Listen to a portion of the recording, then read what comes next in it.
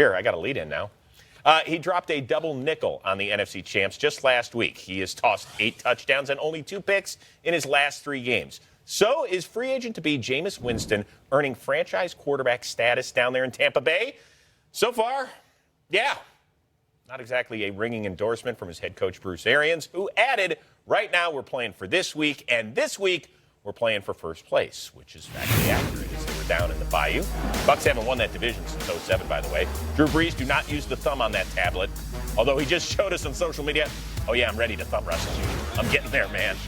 Teddy Bridgewater, he's got his thumbs covered in gloves, and he had it working. Michael Thomas, that's a gain of 18 yards. And then 5 plays later, it's Bridgewater looking for Michael Thomas, who had a monster day, 182 receiving yards, second most in his career.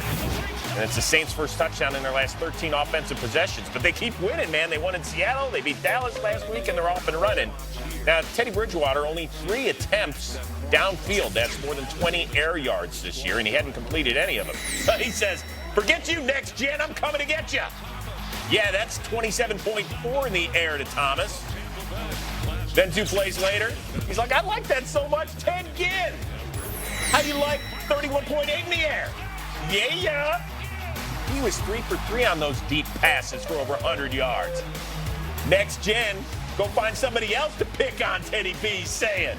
I actually like the stuff, so I have no problem. As far as Mike Evans, Marshawn Lattimore, well, Mike Evans has been killing everybody the last few weeks. 4 touchdowns his last 2 games, but 23 was all over. He doesn't need to buy a Mike Evans jersey because he was inside of it on Sunday. Oh, no. Yeah. 3 targets, no catches. Second time in his career he's been held without a catch. The only other time it happened, against the Saints. Free Lattimore.